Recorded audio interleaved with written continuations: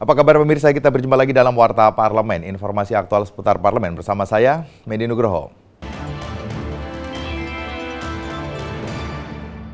Komisi 10 DPR RI mendesak Kementerian Riset Teknologi dan Pendidikan Tinggi memanfaatkan anggaran 2018 secara maksimal dengan memperbaiki sarana dan prasarana pendidikan, menekan biaya pendidikan, menambah jumlah penerima beasiswa dan tenaga pengajar, agar kualitas pendidikan tinggi di Indonesia semakin baik. Komisi 10 DPR RI menggelar rapat kerja dengan Menteri Riset Teknologi dan Pendidikan Tinggi Muhammad Nasir beserta jajarannya di Gedung Nusantara 1 DPR RI baru-baru ini membahas RAPBN tahun 2018. Wakil Ketua Komisi 10 DPR RI Sultan Adil Hendra menyatakan masih banyak persoalan dalam pendidikan tinggi kita. Di antaranya tidak tercukupinya jumlah tenaga pengajar yang berkualitas, masih mahalnya biaya pendidikan, dan tidak tersedianya sarana dan prasarana penunjang pendidikan yang memadai. Kita ingin melakukan pengawasan tentang pemanfaatan dana yang 40,3 triliun ini tepat guna, tepat sasaran, dan terutama terhadap biaya mahasiswa bisa dibantu, biaya dosen bisa ditingkatkan terutama dari sisi dia punya pendidikan, dan demikian sarana dan prasarana yang ada pun di kampus terutama ini harus ditingkatkan. Selain menambah jumlah penerima beasiswa bidik misi, Ketua Komisi 10 DPR RI Joko Ujianto juga meminta pemerintah melakukan evaluasi dan memperbaharui sistem penerimaan beasiswa bidik misi. Itu perbaikan dari kualitas universitasnya dengan sarana dan prasarana yang lebih baik gitu ya. Ini tentunya akan menghasilkan lulusan-lulusan yang terbaik, diharapkan begitu. Nah tentunya kembali lagi kalau kita mau mempersiapkan alumni ya dari perguruan tinggi yang berkualitas, tentunya kita harus mempersiapkan sarana dan prasarana dengan baik.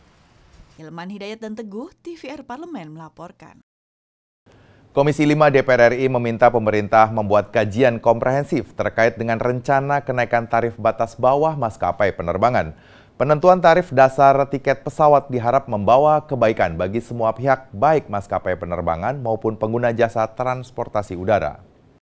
Ditemui saat Komisi 5 DPR RI menggelar rapat dengar pendapat dengan Dirjen Perhubungan Laut dan Udara di Gedung Nusantara DPR RI Jakarta baru-baru ini, Ketua Komisi 5 DPR RI Fahri Jemi Francis meminta pemerintah, dalam hal ini Kementerian Perhubungan, membuat kajian mendalam sebelum membuat penetapan kenaikan tarif batas bawah penumpang dengan pelayanan kelas ekonomi dari serendah-rendahnya 30% menjadi 40%. Dalam melakukan penetapan tarif, Fahri meminta pemerintah membuat aturan dan mekanisme perhitungan yang jelas guna menghindari terjadinya perang tarif antar maskapai. Kalau kita mau melakukan penetapan tarif maskapai penerbangan itu kan sudah ada hitungannya berdasarkan jarak dan sebagainya. Tapi juga harus diperhitungkan berkaitan dengan inflasi sekarang ini dan sebagainya. Nah, untuk itu maka kita minta nanti kami minta penjelasan untuk kajian dari Pak Menteri sehingga betul-betul nanti baik maskapai penerbangan dalam rangka untuk safety dan security ya. Tetapi juga jangan nanti itu menjadi perang tarif ya. Wakil Ketua Komisi 5 DPR RI Sigit Sosiantomo menegaskan, dengan atau tanpa menaikkan tarif, Kementerian Perhubungan bersama seluruh maskapai penerbangan wajib memprioritaskan faktor keamanan dan keselamatan bagi para penumpangnya. Sigit menambahkan DPR sepenuhnya menyerahkan kepada pemerintah dalam mengatur besaran nominal agar tidak terjadi perang tarif. Biaya untuk keselamatan dan keamanan harus fix. Tidak boleh ada pengurangan sedikit pun untuk faktor-faktor keselamatan dan keamanan. Dan itu tugas dari otoritas bandara, tugas dari Kementerian Perhubungan, khususnya Dirjen Perhubungan Udara untuk memastikan bahwa angkutan udara itu aman, ya. Safety-nya terjaga. Siva dan Kristio, TVR Parlemen melaporkan.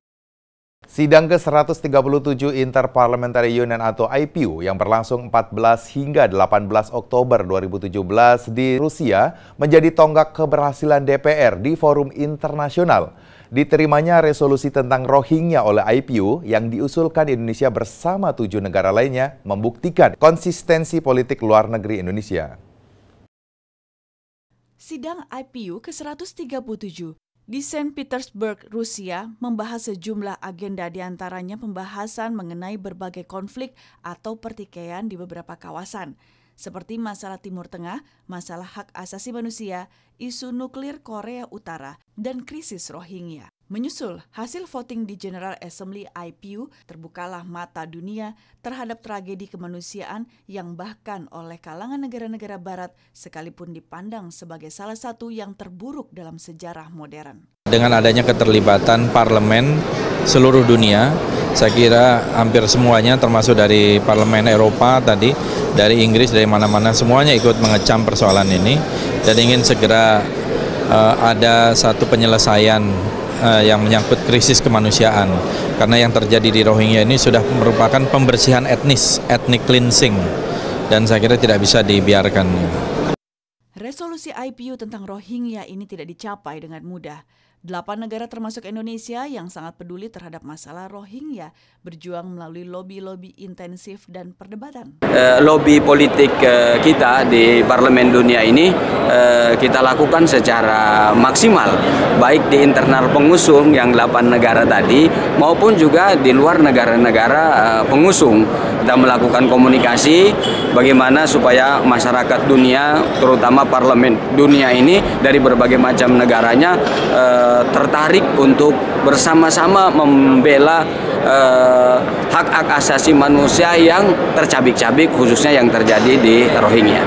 Fakta bahwa voting menghasilkan suara mayoritas yang memihak kepada etnis Rohingya membuktikan bahwa IPU sebagai representasi parlemen sedunia memiliki kepekaan sekaligus kepedulian terhadap tragedi yang menimpa sesama. Ini merupakan kejahatan kemanusiaan yang harus segera diakhiri karena Bangladesh sendiri sejak Agustus kemarin sudah menerima pengungsi lebih dari 55 juta orang, yang terutama anak-anak ya. Ini mereka harus segera dikembalikan ke daerah asalnya di Rakhine State dan diberikan citizenship kembalikan kewarganegaraannya. Ahmad Sudirwan, TVR Parlemen melaporkan dari Saint Petersburg, Rusia.